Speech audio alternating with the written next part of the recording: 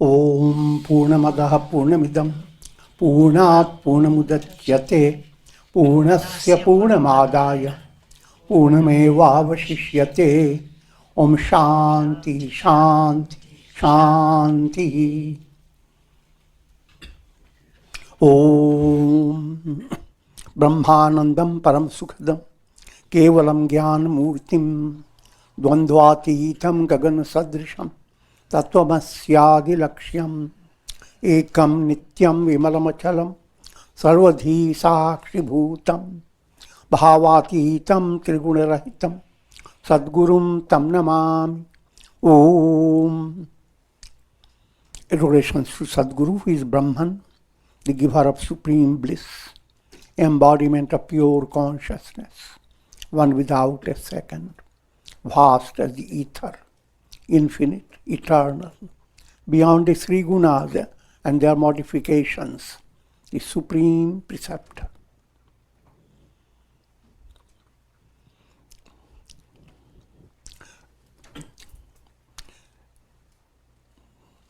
Yoga Vasistha, Stithi Prakarana, section 34. And it's a very important topic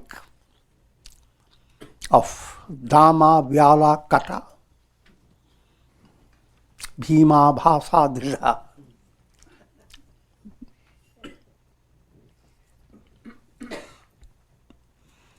Remember, we talked about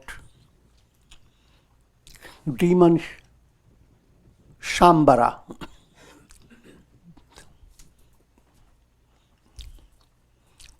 the king of demons, this allegorical story.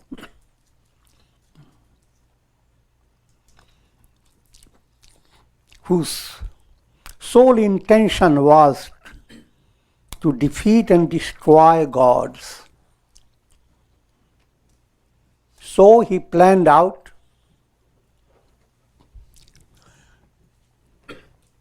for their destruction. He created three great demon generals by his Maya power. His power was boundless. And they were Dhamma, Vyala and Kata.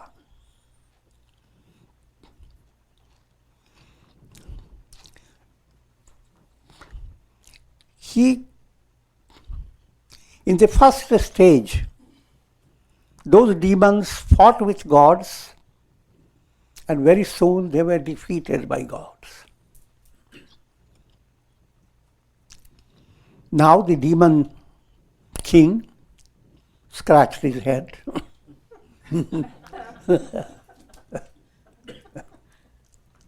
He figured out why were they defeated. And what's the cure? According to him, they were defeated because even before they could exercise their energies, they developed ego, and ego didn't allow them to put forth all their effort. So the simple answer, create those demons that have ability to know that it is egoism and egoism is bad. They have that type of discriminative power. And now he creates Bhima, Bhasa and Dridha. Now these demons play their role, and that's the story we are in.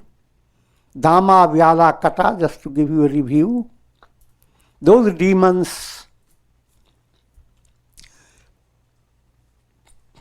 when they realized that these demons were defeated by their ego, first stage, they created egoless generals, Dhamma, Vyala and Kata. And gods were extremely troubled how to destroy them. They went to Brahma, and Brahma told them, if you could engender ego in them, they will be destroyed. Now the gods began to play trick that they are defeated, even though they are not defeated. They put their heads down, lay down on the ground, and so forth.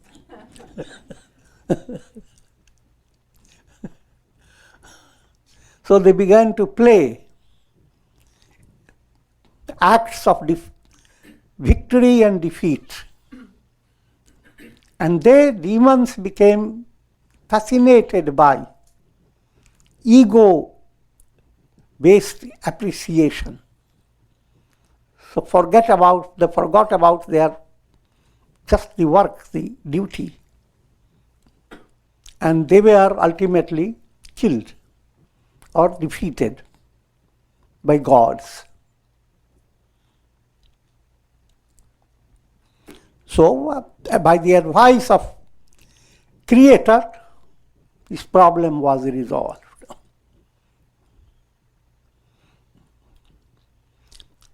Just to give you further insight, Dhamma's role was to restrict your buddhi, intellect, Agnya Chakra. If buddhi is not restricted, then you practice Dhamma.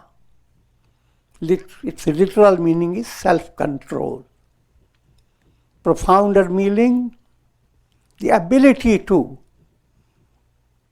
assimilate mantra Da in 3 stages. Dhamma, Dan and Daya. Dhamma means controlling the mind and senses, not be controlled by mind and senses. That development is Dhamma. Dan, be charitable. Daya, be compassionate.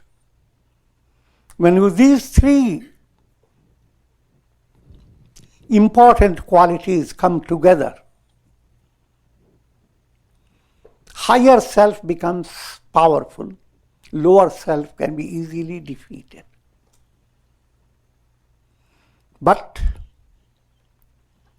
these 3 demons, they would, especially Dhamma, would not allow the intellect to develop all these 3-aspected nourishment of Da.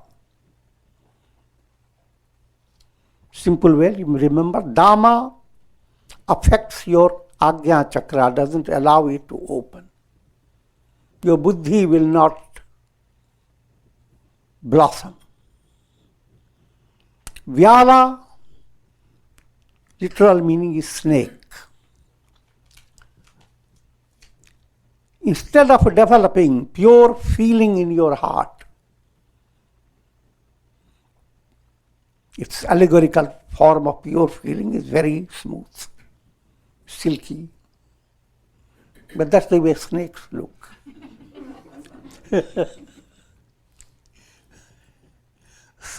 So Vyala, the demoniac general, acts like the cozy, smooth snake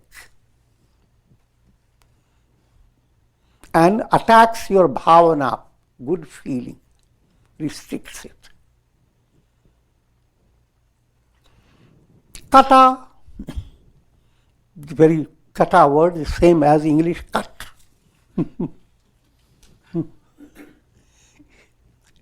It cuts your self-effort. You hardly started your project and suddenly something happened to your toe.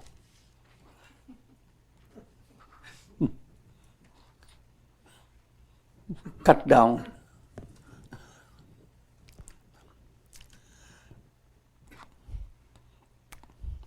matching up with Kundalini chakras. That's very profound way of studying.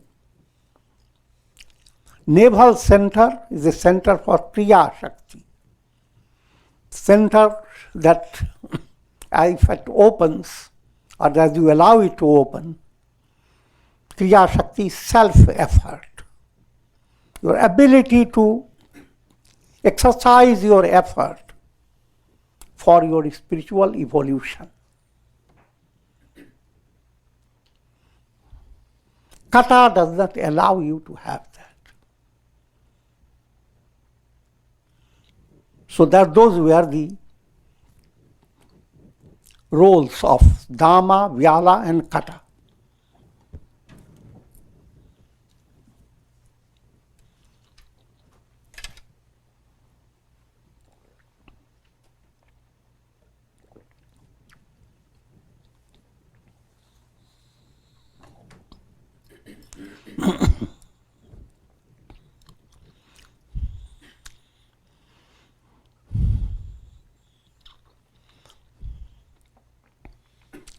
If you are in that stage of being dominated by these three, then there is no spiritual evolution. You are going to go backward. So don't befriend Dhamma, Vyala and Kata.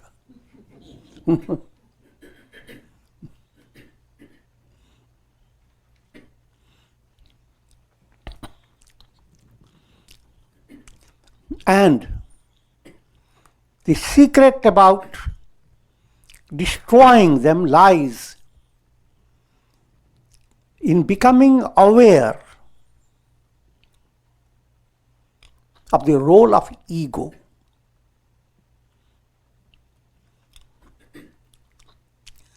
In a storyline, generate ego in them. Ego in them, you are not, it's allegorical way of saying. You become aware through your ego the role of Dhamma, Vyala and Kata. You will not stay agreeable with them. You will continue to do your self-effort to destroy them by your satsanga, by your good karmas.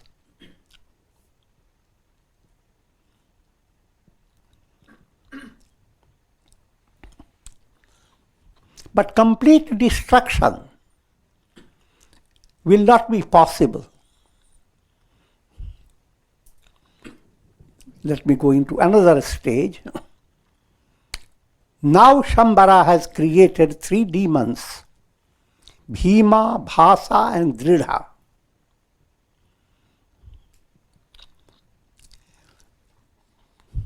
And they are equipped with Vivek, discriminative knowledge. What type of discriminative knowledge? They are equipped with the understanding that ego, role of ego is harmful. So, the previous demons were not equipped with that. So they were defeated by gods.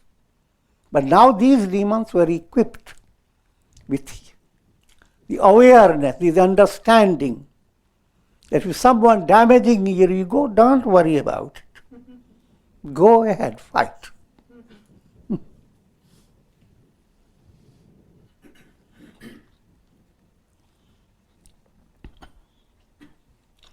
Bhima. Now this is a sattvic movement. The previous movement is tamasic, demoniac, negative. In sattvic movement now, Bhima refers to strength that allows you to perform your Kriya Yoga. Strength behind your self-effort.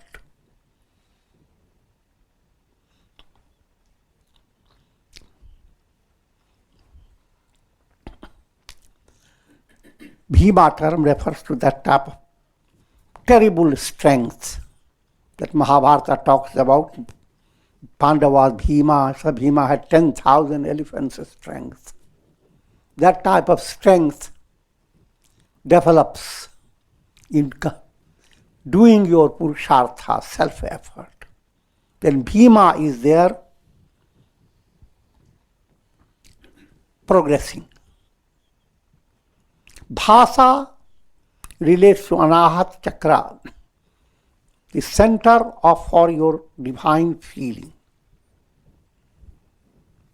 Now bhasa means shine. Your feeling now blossoms, shines. In other words, you develop bhakti bhavana, devotional feeling becomes possible in your heart.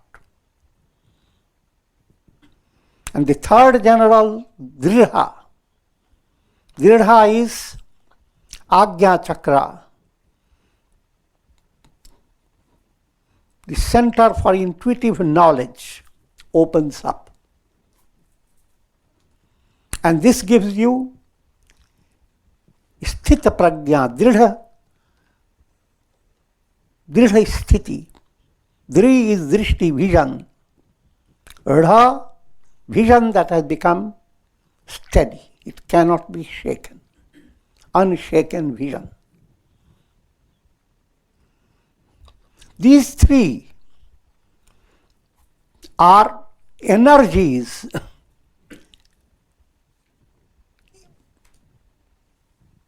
radiating from Vidya aspect of Maya. I'm coming to a profounder way to explain to you. First energies were avidya aspect. Maya has two aspects, avidya, ignorance, vidya, knowledge. Both energies ultimately must come away in order that the soul be completely free.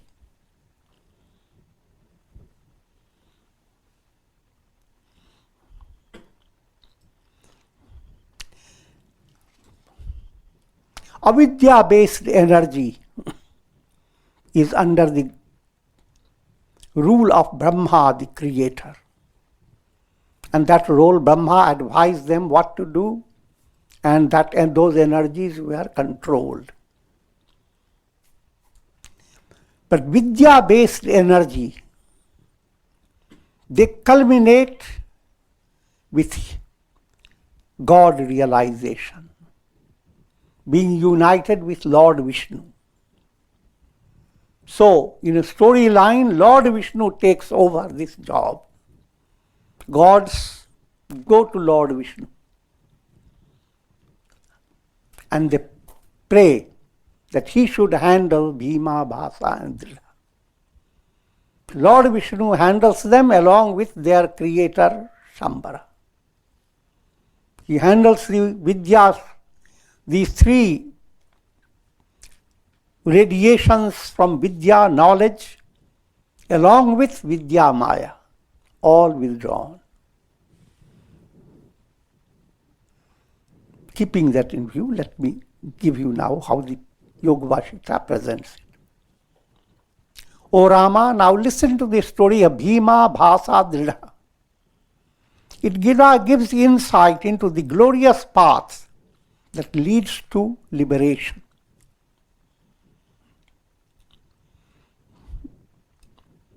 From a practical point of view, instead of going to the details of the story, all that you should understand that all that affects your self-effort, your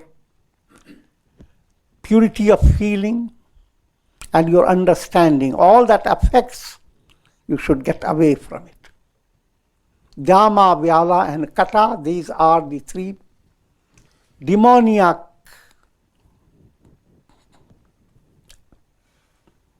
entities that go to encourage your lower self.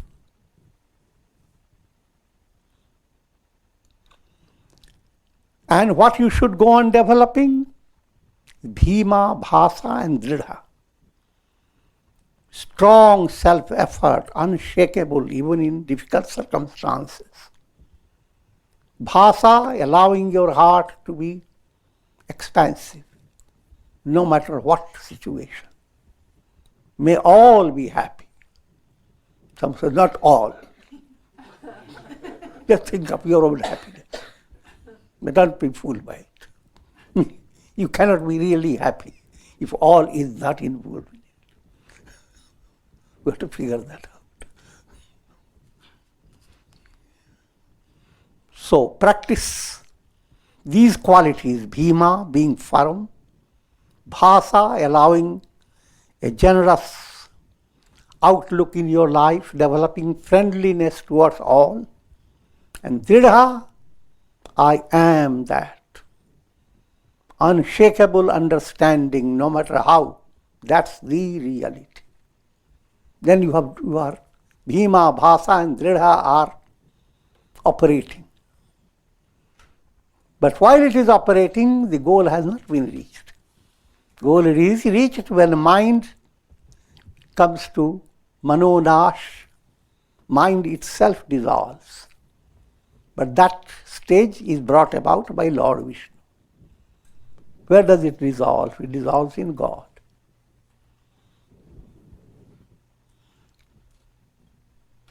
So one should not follow the example of Dama, Vyala and Kata. Also simple moral you must learn that rising of egoism spoils your performance. Any duty you perform, if you are constantly listening to your ego, you put the ego pad nearby.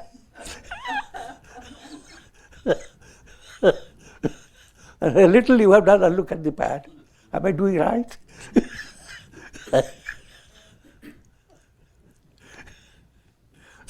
Then you cannot excel. All the negative in you will overpower you. But if you could keep your ego down and your inspiration up, when inspiration is up, your ego is down. When you are very happy and joyous, you go on typing, or if whatever work you do become very inspiring, eloquent. But the moment you become, ego comes in. Oh, I have typed 2 pages, I made no mistake. And now, suddenly mistakes start occurring.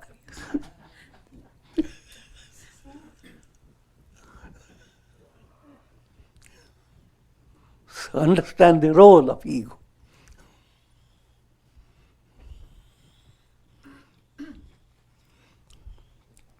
Follow the example of Bhima, Bhasa and Dridha. After the 3 demon generals failed to defeat the gods, the demon king Shambhara reflected within himself, the 3 beings I created have fallen because of their ignorance.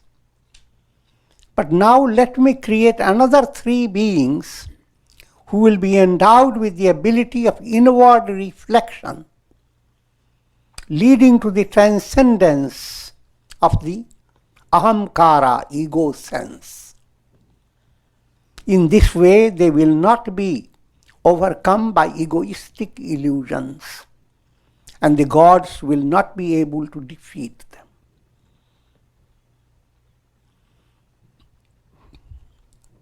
The demon king, who was endowed with the immense power of creating illusions, then projected 3 beings who were the knowers of their essential nature. They were dispassionate and devoid of any ego sense, and therefore considered the wealth of the 3 worlds as mere a straw. When you are on inspirational movement, then all the rewards the world presents before you have nothing. Compared to the joy of inspiration, any movement towards perspiration is, you are not drawn to it. The whole world and all its attainment is going to give you a lot of perspiration, because it keeps your soul in a state of bondage. You will be subject to the cycle of birth and death. So it is not the quantitative gain that makes you prosperous. If you are millionaire, quantitative gain, billionaire. You are only known in your little block. Now we become very popular. So all types. How much popular? Even if the three worlds, all the universe were to be given to you as possession, seems like a big attainment. People are so easily duped. You are going to be given millions of acres, and you and all your generations will live happily forever.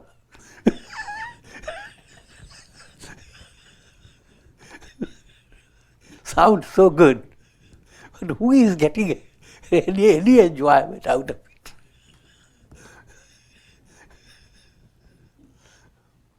So it is a dull-wit mind that counts happiness in the terms of quantitative possessions of power, fame, three asanas, and so forth. Once the mind has gained that type of insight, the idea of gaining anything from the universe doesn't really fit in with the heart. Not yummy. So all becomes like a straw.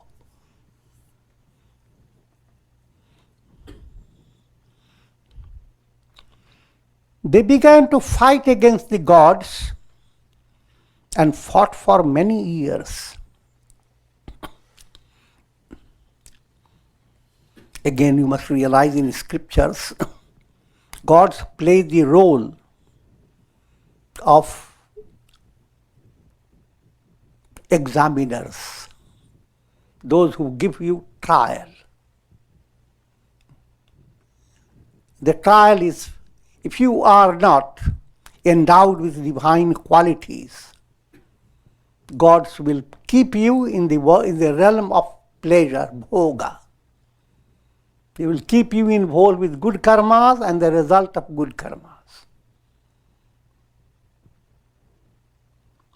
But if you are endowed with that type of vairagya, the three worlds have become just a straw, then the gods in storyline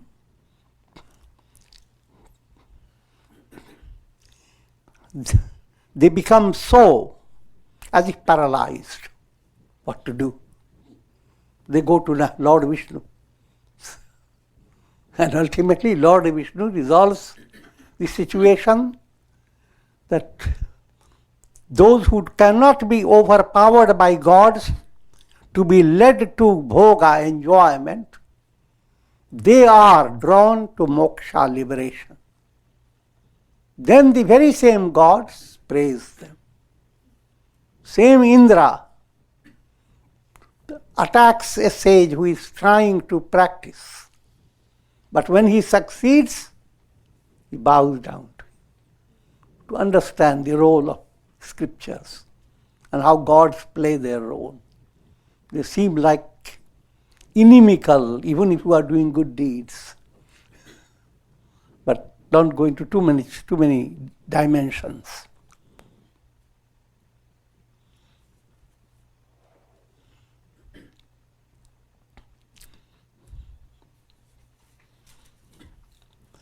They began to fight against gods and fought for many years. The gods tried to induce egoism in them, but unsuccessfully.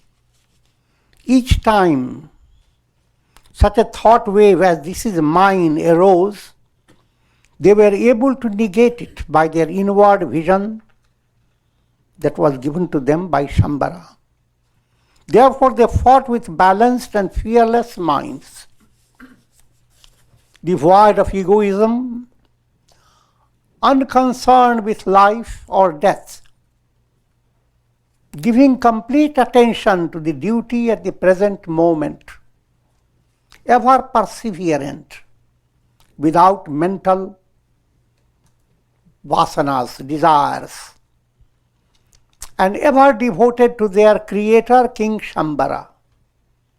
These three fought the gods with undaunted valor.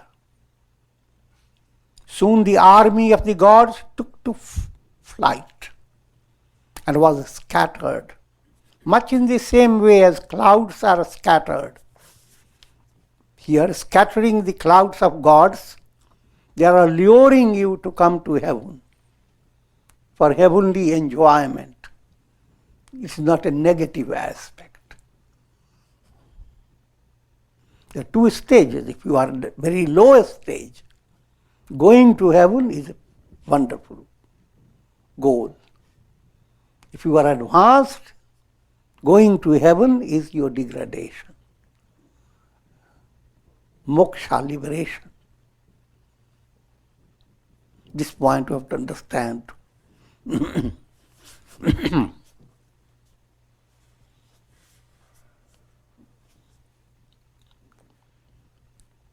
Gods took refuge in Lord Vishnu, who inspired courage in their hearts by saying that he would himself fight with the demon king Shambhara and destroy him, along with his valiant generals.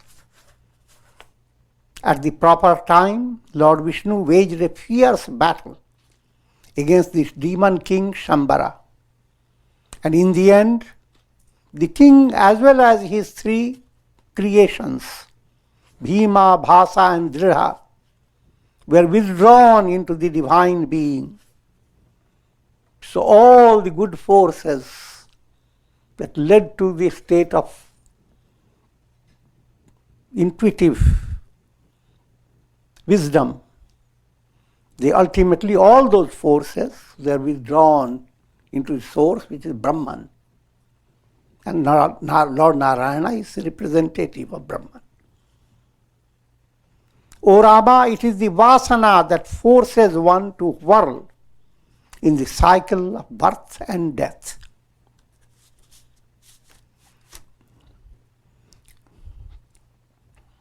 When the vasana becomes extinct, one attains liberation. Vasana is subtle desires that stay in your subconscious. And the removal of vasana depends upon the negation of the ego sense. And the secret of working upon your vasanas is ahamkar.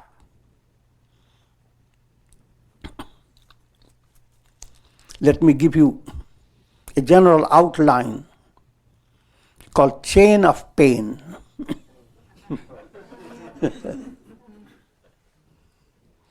It is 7 chain of pain.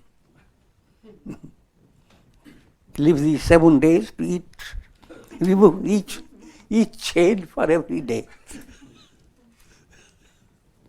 So only 7 days.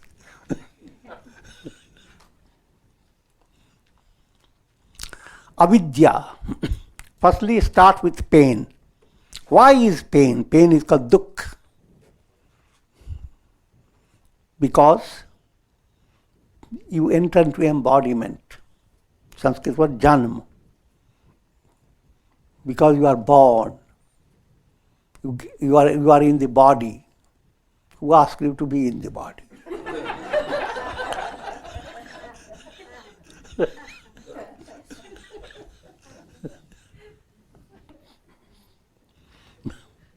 Why are you in your body? Because of karma.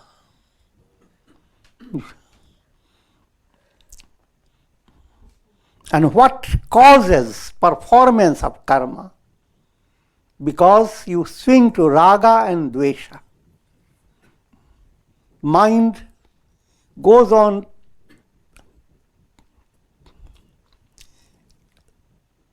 creating two illusions. The illusion here is happiness. The illusion here is pain. It is not happiness. So, be drawn to happiness.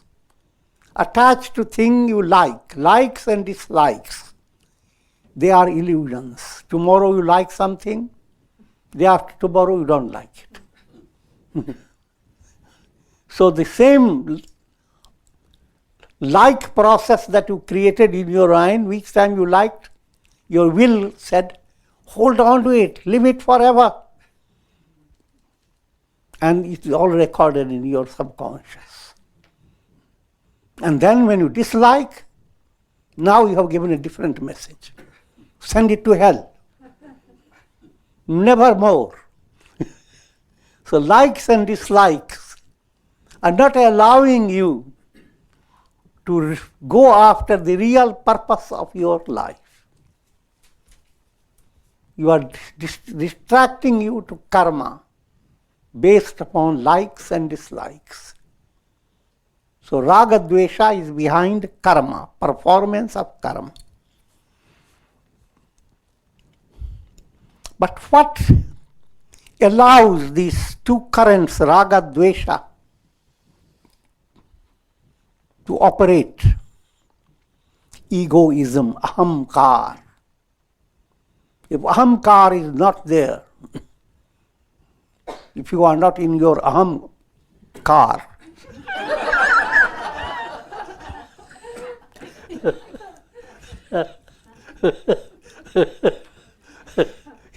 you will be the celestial vibhag. You will be the Hansa yoked intuitive movement.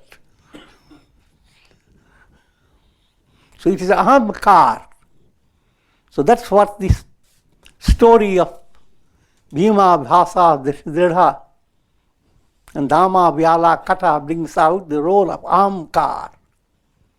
Ahamkar degrades. Because of ahamkar, you develop raga dvesha.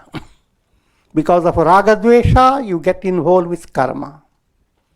Because of karma, you get in embodied state. Therefore, you suffer. But the story is not over. Why do you get ahamkar?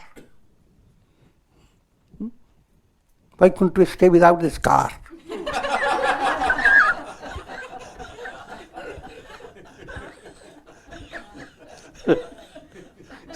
Stay armed, learn car. The answer is avivek. Lack of discriminative intellect. Intellect that is pure has a discrimination between the truth and falsehood, between self and not self. When that discrimination is thwarted, then ahamkar arises. And why there is lack of discrimination? Ignorance. You are not aware of who you are. Your essential nature has been shut out because of avidya, ignorance. If you had your awareness of what you are, you don't have to go into ahamkar.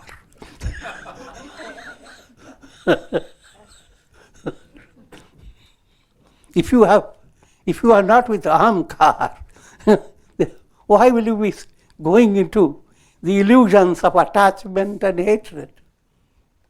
If you don't go into that, why there will be karma? If there is no karma, why should you be confined to a little ego pad of the body? with nervous system and lot of problems from the toes to the head.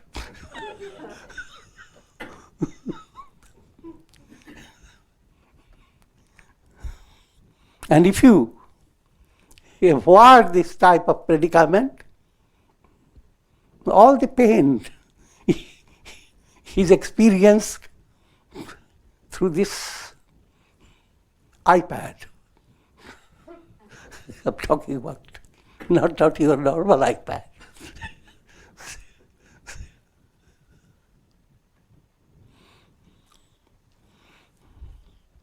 So, important to understand these 7 points. Why is pain? Because of embodiment, because you are born. Why you are born? Because you had karmas. Why are you compelled to do karmas or get involved with karmas? Raga, dvesha, attachment, hatred. Why attachment, hatred? Because you are not aware of yourself. Ahamkar has taken over your identity. Why is ahamkar? Because you are lacking that subtle shine in your intellect that could show what is right, what is wrong. Truth and falsehood have become mixed up, and your intellect is unable to separate it. Self and not self have mixed up, and your intellect is unable to understand who is suffering. And that is due to ignorance. So therefore all scriptures lead you to control every stage. In the stage of your body, practice yoga. Referring to karmas, turn your attention to good karmas. Referring to raga dvesha, create a simple differentiation. What type of raga is? Raga means attachment. Be attached to satsanga. Be attached to your puja room. Be attached to your mala. So what type of attachment? What type of dislike? Like and dislike, control them. And coming to ahamkara level, how to develop a subtle process of letting go the burden of ego. And that has many stages. Simple point is love of God. God is working through me. So instead of holding on a big turmoil of problem, do the best what you can, leave the whole thing in God's hands. Don't worry about him. He has handled many good things.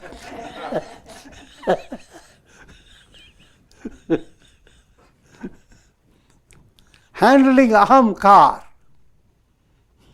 that's the highest, the most direct path to liberation. But as long as you are in the ahamkar, lot of accidents.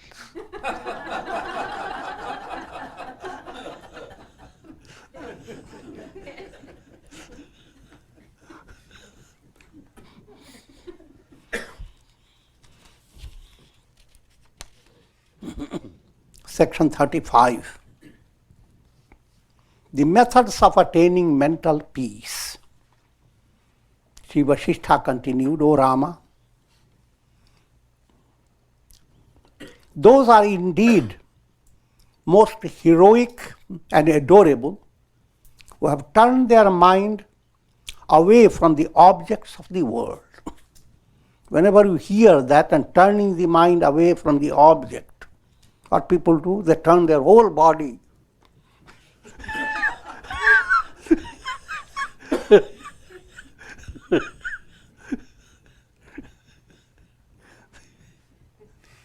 Turning the mind from the objects is a change in your attitude.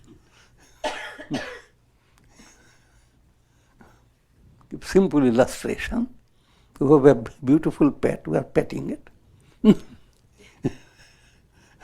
But turn your mind from the physical body.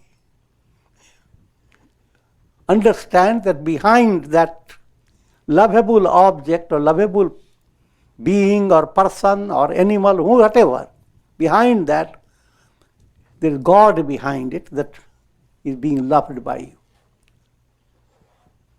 So turn away from the body, turn away from the bones.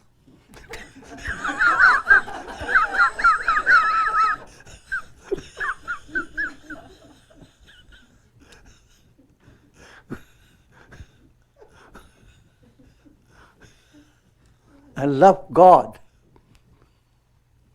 God is the reality. And don't be fooled by sense pleasure. that again doesn't require big philosophy. Even little disease in the body, and doctor starts putting you, controlling you from things you love to eat. And it gives you a totally different routine.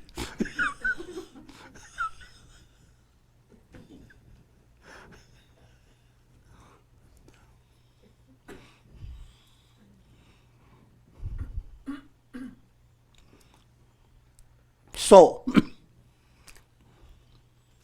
if you are heroic, you don't fall for sense pleasure, but secure your inner joy. The same objects of the world, same pleasure. When attitude has changed, you are seeing in them a different presence. Same relatives, you love them, but you are on a divine level of mind, pure level. Every act of your love is bringing you closer to God. And in relation, your relationships are shining brighter and brighter. So it is not a kind of a creating a turmoil. Generally, many people in the name of reading this type of thing develop that idea.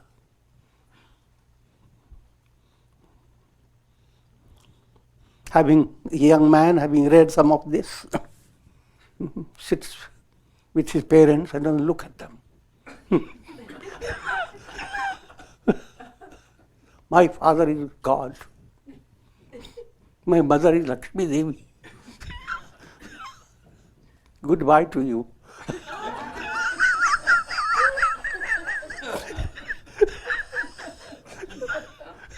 That's what the scriptures teach.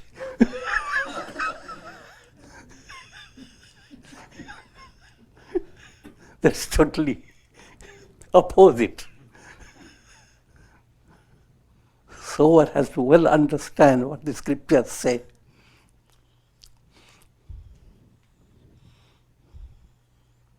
First, listen to the essence of wisdom, then reflect upon it in your heart. The desire for the enjoyments of objects is bondage, while renunciation is liberation. And come to a state of experiencing God alone, Siya Ram Mai Sab Jag Jani, this whole world is nothing but divine. All the waves in the ocean are nothing but the ocean. All the cinema show and all the pictures that move, they're nothing but the screen. If that state has been reached, that's the state of liberation. That's your goal.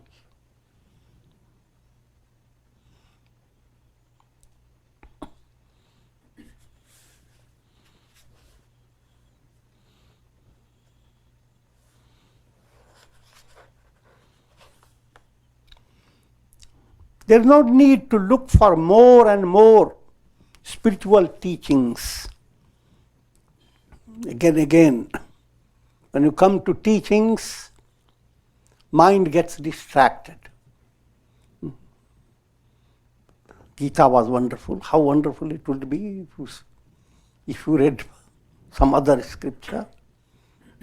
From one point of view, if you are a Buddhist student, you may go through all types of scriptures, but with the inner understanding that you are intensifying the goal. The same goal is presented by every scripture. You are not finding something new. But if your mind is in that stage of curiosity, that so far they have talked about Brahma, Vishnu, Shiva. Is there any scripture that talks about some fifth one, fourth one? And there will be somewhere. We say, yes, there is. Oh, let's go into it. Otherwise we'll miss the chance.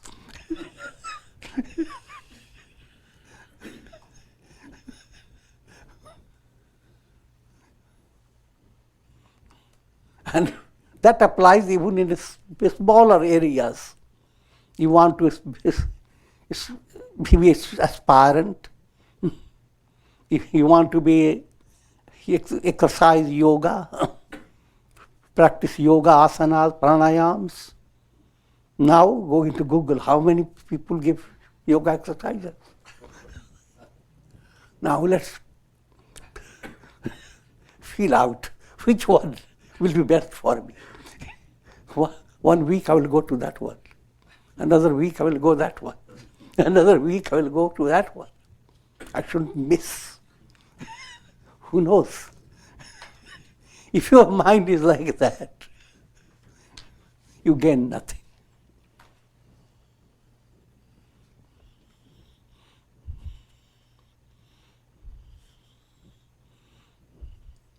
So therefore, no need to look for more and more scriptural teachings. The essence of all teachings lies in renouncing all objects. The ultimate essence of all teachings is your own inner progress. You develop that inner conscience. Sanjaya comes within your heart. Storyline as in the Gita. Consider all pleasurable objects as the fires of poison. Implying all pleasurable objects, the very world around you is not going to be permanent. All your experience, no matter how wonderful and thrilling, it's all nothing but flesh and bones. And if your mind is completely captured, how much you are missing. The eternal self, the very same mind that led by nature every time you sleep, you get out of your body, mind, intellect, ego, and you don't miss anything. You had a wonderful nidra. Wonderful sleep. What happened to you? All time is moving with you mixed up with so many layers of illusion, the body, mind, intellect. And then led by that, all physical, practical realities around the world, the whole world around you. Time, space, causation, history, mathematics, geology, biology. It's a vast world. And all the information, you become mixed up, while when you are beyond body, mind, intellect, you are completely happy.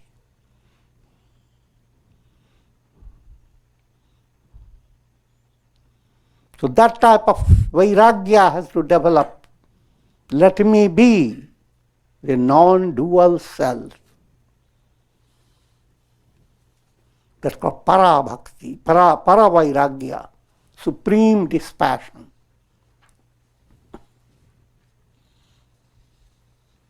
Take recourse to spiritual enquiry. Again and again develop insight into the illusoriness of pleasures of the senses. Once this is done, then backed up by the power of mental reflection, you can renounce all objects without any trouble. That renunciation is a mental act. And with this I am going to conclude. Om Purnamadaha Purnamidam Purnat Purnamudachyate Purnasya Purnamadaya Purnameva Vasishyate. Om Shanti Shanti Shanti.